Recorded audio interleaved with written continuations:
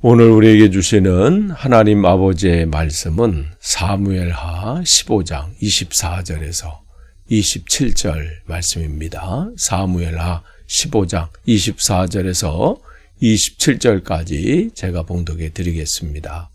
그런데 그곳에는 하나님의 언약궤를 메고 온 모든 레위 사람과 함께 사독도 와 있었다. 그들은 거기에다가 하나님의 궤를 내려놓았다.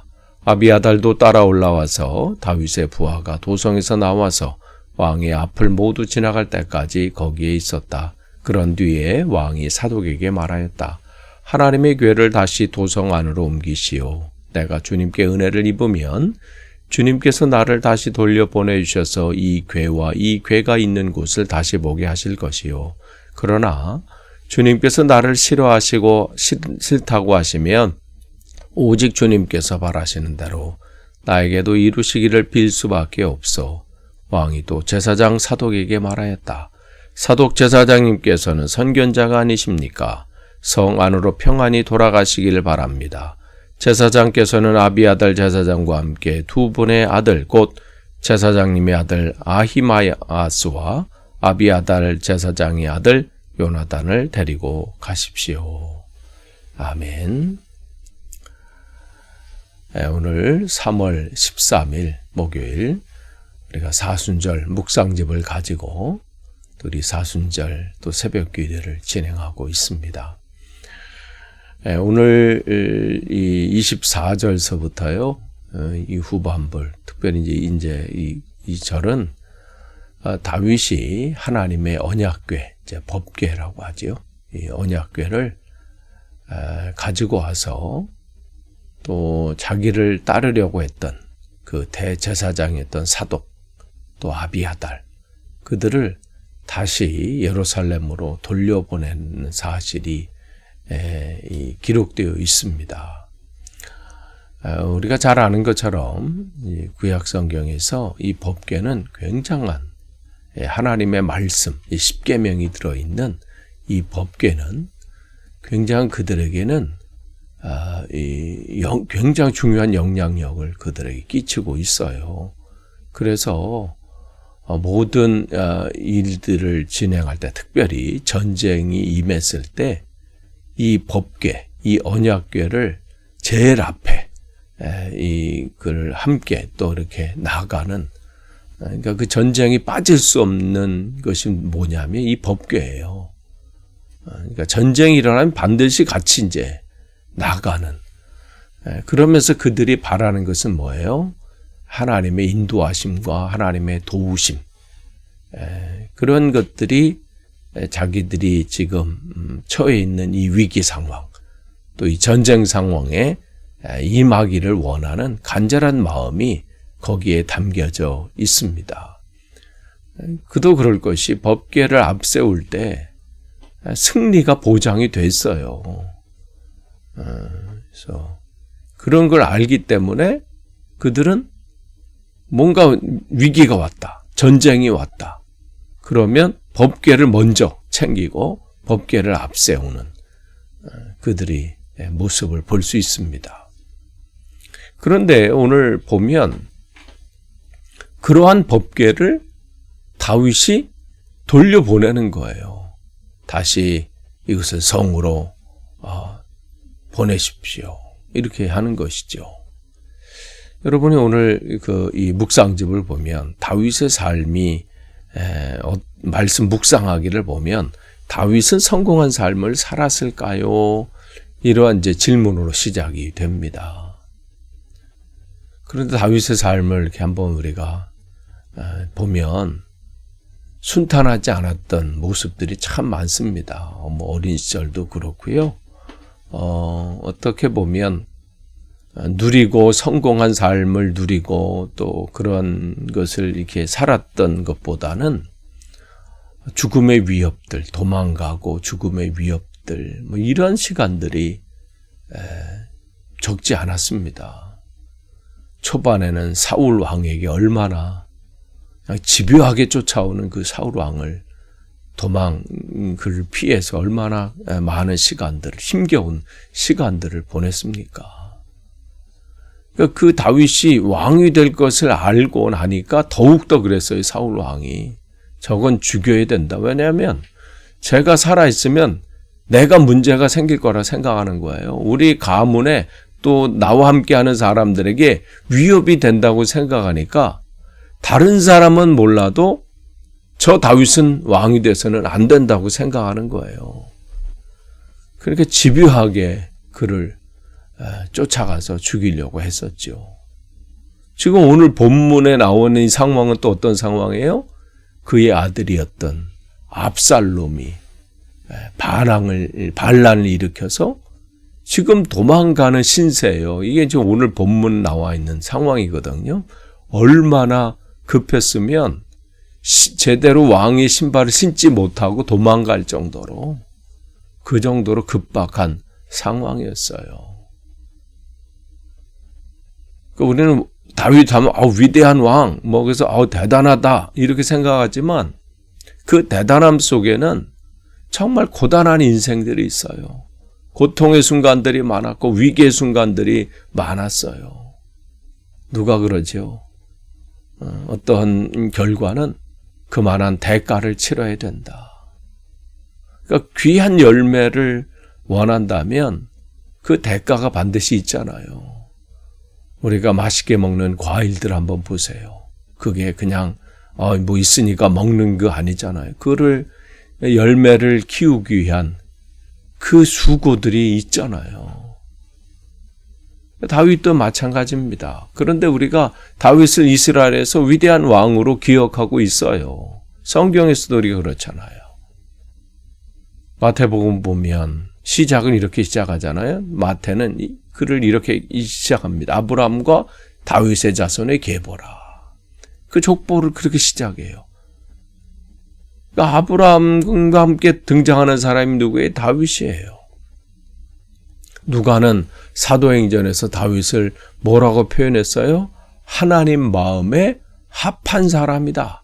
하나님 마음에 맞는 사람이다.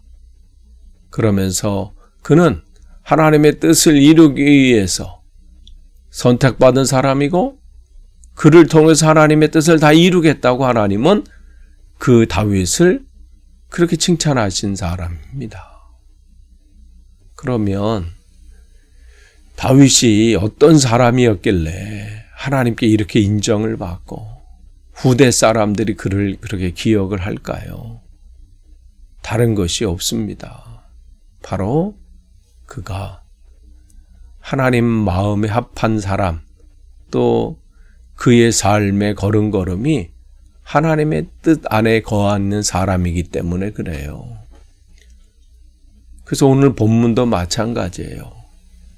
법궤라고 하는 것은 그 당시 사람들이 미신적으로 생각할 만큼 모든 전쟁에서 위기에서 법궤를 빼놓고서는 그들은 생각할 수 없는 그런 것들이거든요. 여리고성을 쳐들어갈 때도 여리고성을 그 안에 들어갈 때도 어떻게 됐나요? 그냥 법궤를 앞세우고 그냥 걷는 거였어요. 무슨 전쟁을 한 것도 아니고 그들이 또 그럴 만한 여건도 안 되고요. 준비도 돼 있지 않았어요. 그냥 하나님 말씀에 법궤를 가지고 그냥 매일 도르라 그래서 도는 거예요. 근데 어떻게 해요? 큰 승리를 맛봤잖아요. 그러니까 요단강을 건널 때도 마찬가지잖아요. 법궤를 앞세우고 그 법궤를 맨 제사장들이 그 물을 밟았을 때 갈라지는 역사가 나타났잖아요. 그러니까 사무엘상 4장에 블레셋이 이스라엘을 쳐들어왔을 때 엘리 제사장의 아들이었던 홈리와 비나하스 또한 이스라엘 백성들 또 장로들이 뭐라고 했어요? 한번 법궤 없이 전쟁에 나갔다가 대패하고 나니까 우리가 한 가지 까먹은 것이 있다 하면서 법궤를 다시 가져다가 앞세우잖아요. 그러니까 그들의 생각에는 법궤는 중요한 이 전쟁에서 빼놓아서는 안 될 귀한 것이었습니다. 그러니까 그들은 그 법궤가 뭘 의미하는지는 중요하지 않았고 그냥 법궤만 있으면 된다. 이 생각을 했던 것이죠. 그런데 지금 다윗은 자기가 지금 처해 있는 상황, 이 처해 있는 상황이 하나님께서 나를 징계하신다, 이렇게 본 거예요. 그러니까 다윗에게 중요한 것은 법궤나 뭐 그러한 형식이나 예식이 중요한 게 아니라 하나님의 마음이 중요한 거예요.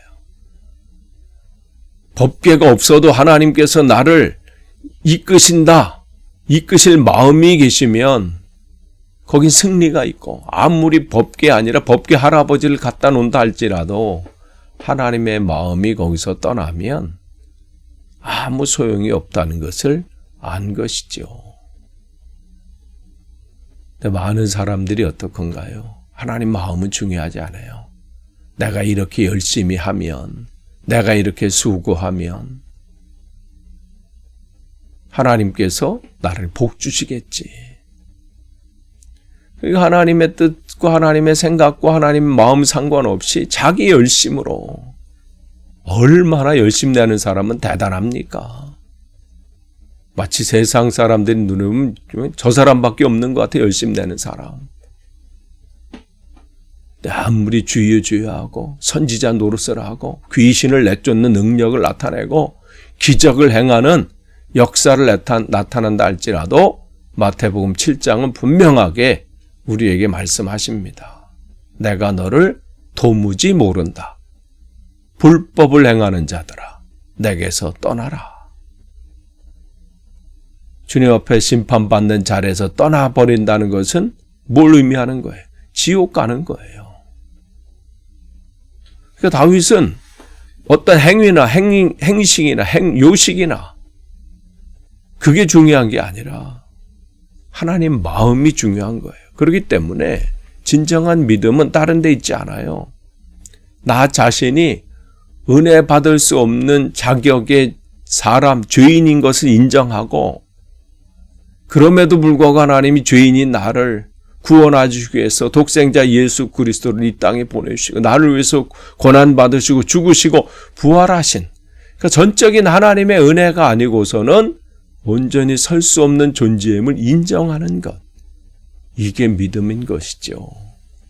그러니까 지금 다윗은 자기를 죽이러 온 압살롬을 피해 도망가는 길에서 다윗이 구했던 것은 다른 사람들이 한 것은 이 법궤를 의지하면 됩니다, 이제 우린 됩니다, 이게 아니라 법궤를 소유했느냐 소유하지 못했느냐, 이게 중요한 게 아니라 하나님의 은혜를 구하는 거예요. 하나님의 은혜를 구하는 거예요. 그러니까 사무엘하, 오늘 본문 한번 보세요. 사무엘하 15장 25절 말씀 한번 보세요. 거기 보니까 그렇게 나오잖아요.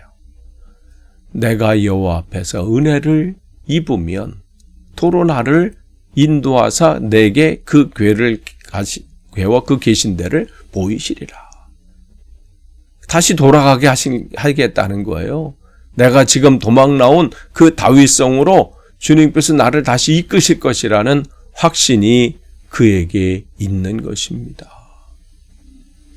그게 다윗의 고백이에요. 그러니까 어떻게 해요? 근데 만약 26절에 뭐라고 그래요? 그러나 주님께서 나를 싫어하시면, 내가 아무리 예식을 잘하고 뭘 수고하고 봉사하고 대단한 일을 하고 역사한다 할지라도 하나님의 마음이 떠나가시면 그냥 자기는 아무것도 아니라는 거예요. 그러니 자기는 은혜를 지금 구할 수밖에 없는 상황이라는 것이죠. 끝을 맺습니다. 오늘 묵상집에 나와 있는 그 찬양, 은혜라고 하는 그 찬양의 가사처럼 우리가 누려왔던 모든 것들, 지나왔던 모든 시간이, 또 걸어왔던 모든 순간이 뭐예요? 하나님의 은혜인 거예요. 우리의 우리됨도 마찬가지죠. 당연한 것 없습니다. 세상 사람들은 당연하다고 해요. 내가 열심히 노력해서 수고해서 땀을 흘려서. 그런데 그 땀 흘릴 수 있는 기회와 시간과 건강과 모든 상황, 그 모든 것은 하나님의 은혜입니다. 오늘 다윗의 고백처럼 다른 것에 있지 않아요. 모든 것이 하나님의 은혜입니다. 오늘도 그것을 구하고 또 그렇게 오늘도 잘 사시는 그런 하루 되시기를 축복합니다. 기도하겠습니다. 하나님 감사합니다. 오늘도 주님의 은혜 가운데 하루를 시작합니다. 우리의 모든 것은 주님의 것입니다. 모든 것이 주님의 은혜임을 고백하게 하시고 또 오늘도 그 은혜 안에 은혜를 구하며 사는 하루 되게 하시고 그 사순절이 되도록 우리를 인도해 주옵소서. 예수님의 이름으로 기도합니다. 아멘.